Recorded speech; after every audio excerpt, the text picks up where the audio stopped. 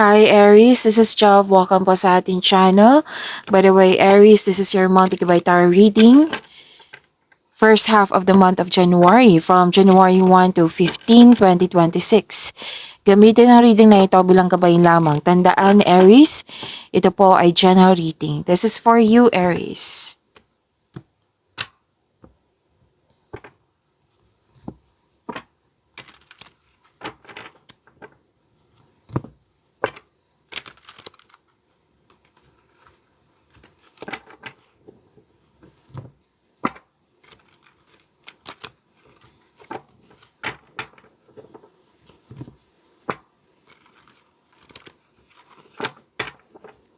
Para po ito sa iyo, Aries, ngayong January 1 to 15, 2026.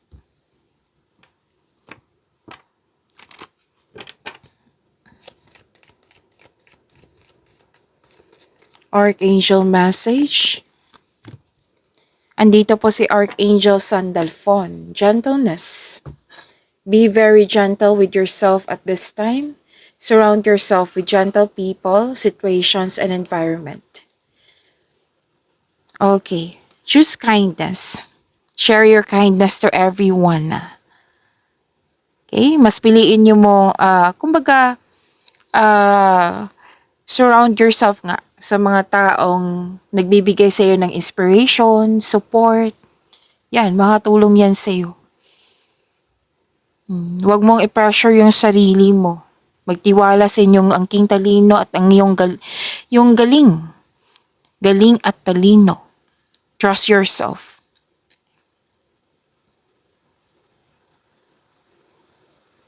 Okay, so that is from Archangel Sandalphon. Maraming salamat po sa inyong patuloy na suporta sa mga nag-donate, sa mga hindi nag-skip ng ads. Sa mga hindi pa nag-subscribe, subscribe na po kayo at click bell notification para updated kayo sa bagong video natin. Para sa mga gustong magpa-reading po, comment po kayo ng personal reading and check ma-reply sa comment section. Oh, ang ganda nito. May biglaang pagbabago. So, sabi ng card dito, always expect the unexpected. At may gusto mo ng me time, alone time, para makapag-isip, makapagpahinga. May nakita ko ditong may asikasuhin ka sa malaking building. At may nakita ko ditong love is blooming. Nagkaroon ka ng time sa inyong sarili, nagkaroon ka ng time sa family mo, sa kapwa mo. May ligawan, attraction, affection, romance, may bagong pasok sa relasyon, may proposal, engagement, ikakasal, kasal, may nag-uusap tungkol sa marriage contract. Pero din sa career and money to, kasi may nakita kong promises, commitment, deal, agreement, promises nga, pero din signing of contract. Nagkasundo kayong dalawa. Yan ang sabi.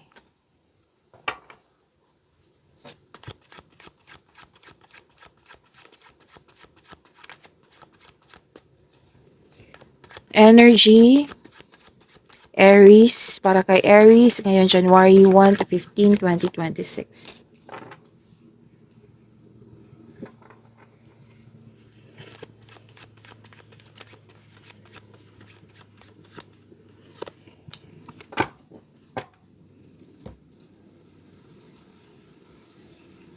Para sa mga bago dito, kung may napansin kayo na repeating message, yan po yung pinupush ng card sa inyo. Like for example, nanood kayo sa inyong monthly, weekly, daily, first half, second half, 2026 na reading. At dito din, at may napansin kayo na repeating message. Yan po yung pinupush ng card sa inyo na kailangan yung bigyan ng atensyon, solusyon at aksyon kung maaari po. So na yung energy ni Aries.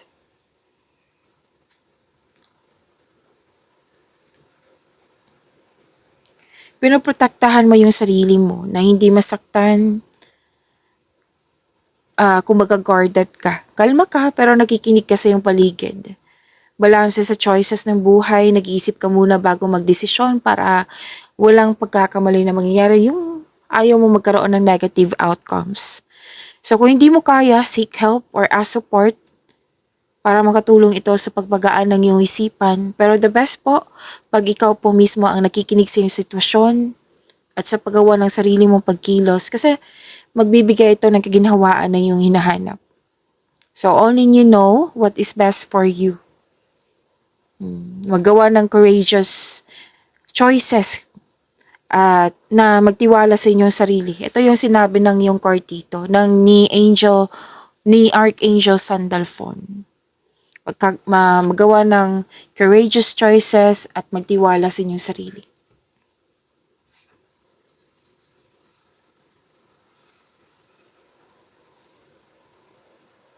Pero then, umiiwas ka ng away, confrontation. Kumbaga, nililimitan mo yung sarili mo.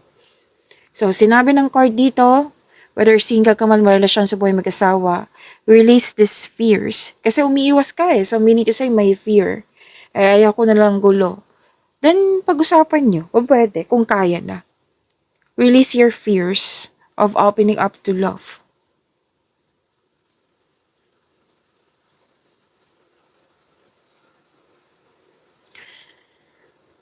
So, take time, magkaroon ng matibay na plano.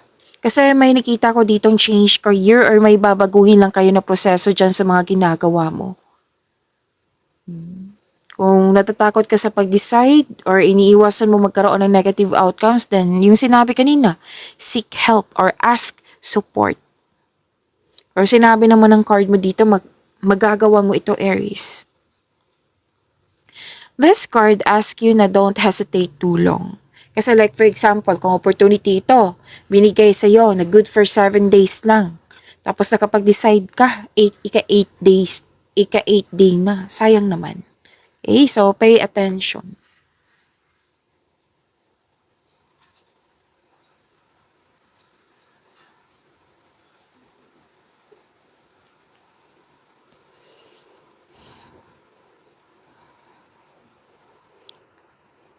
Okay. Umiiwas ka nga sa toxicity dito kasi may toxic or competition na naganap, rivalry. May nakita rin ako dito, Aries, like tanong ng tanong sa'yo. Pwedeng nakukulitan ka nito. Pero sinabi naman ng card dito make it balance. Tama tong gagawin mo na maging balanse. Na huwag magpadala masyado sa emotion. Kung nakukulitan ka, so set boundaries or limit yourself. Kung hindi maiwasan, yes, tapos may nakita din ako dito magpapatayo ng bahay or structure. You need to slow down. Wag mo talagang i-pressure yung sarili mo kasi nakita ko dito yung pressure eh. Magiging conflict po ito kung hindi mapipigilan. Kaya sinabi ni Archangel Sandalphon dito na be very gentle sa iyong sarili at this time. So, wag mong i-pressure yung sarili mo. Kasi baka nape-pressure ka sa surrounding mo, sa itong grupo ng tao. Baka nape-pressure ka. Or di kaya pinipressure mo yung sarili mo. So, yun. Tama tong gagawin mo dito na maging balanse, pero don't hesitate too long.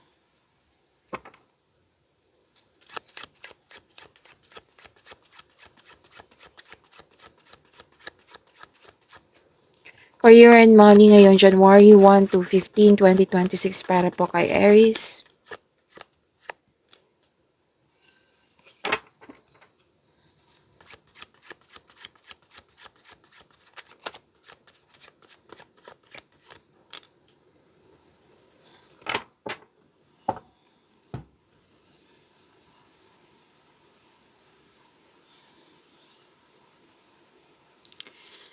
Okay.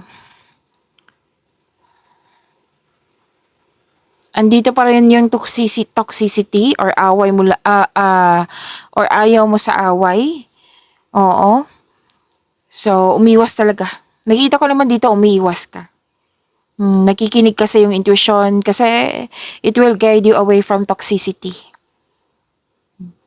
Mas piliin talaga yung inner peace kaysa sakit ng ulo. Kung kaya mo na kausapin, then go ahead. Mas mabuti.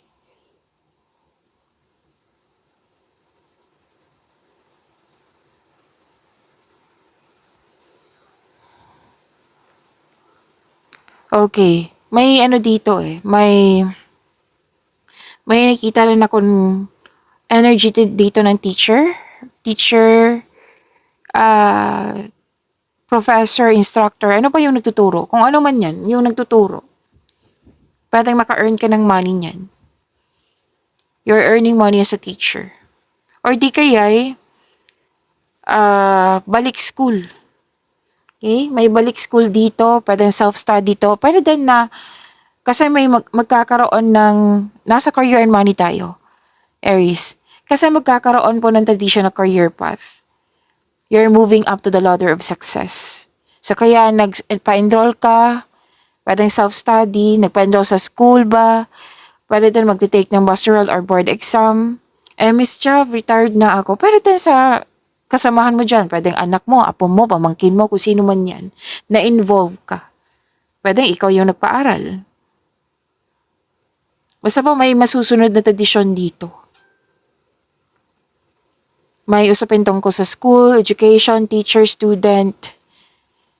Naka-receive ka ng divine wisdom. Oh, this is good. You're showing your kindness to everyone. Which is sinabi dito, di ba? Yan yung sinabi ko kanina, di ba? You're showing your kindness to everyone. Okay?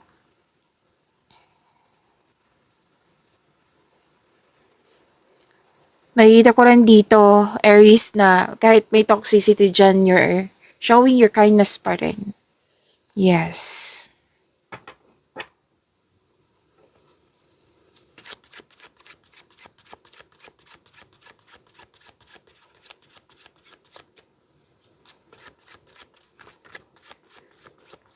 Love life, self-love, partnership, and romancy. Aries, ngayong January 1 to 15, 2026.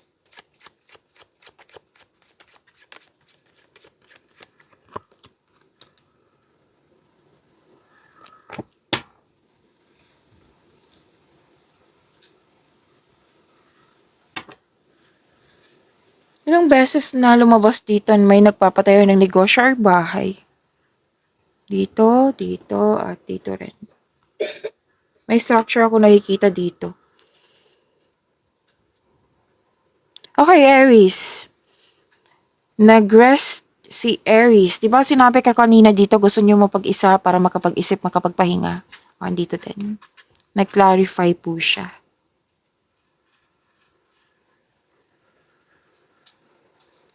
Rest, pagsisiyasat sa sarili. Nakaramdam ka kasi ng pagod. So, kailangan ng tamang sleep and meditation. So, this card asks you to relax, calm your mind, and reflect. At, yes, ikaw ay nagpahinga para makapag-isip ng mabuti, para makapaghanda or magpagaling. So, ang pagpahinga po ay nakapagbigay ng increased productivity and a healthier mental state.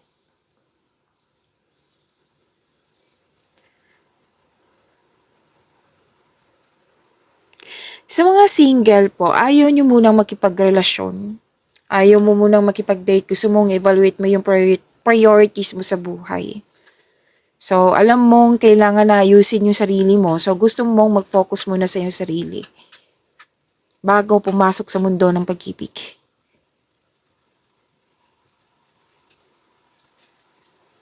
Para sa mga marelasyon,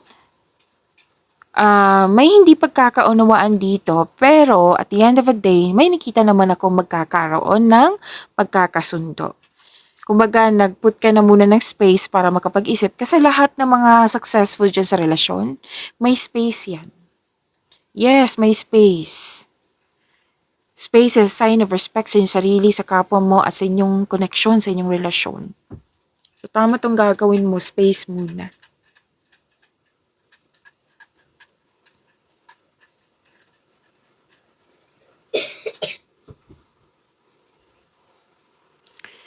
Celebration, special event. Oh, okay. So, dalawang card kasi nagsabi dito. Nasabi ko na pala yung structure. Yes, dalawang card mismo nagsabi dito. Structure talaga nakikita ko. Or pwede din tong stability po.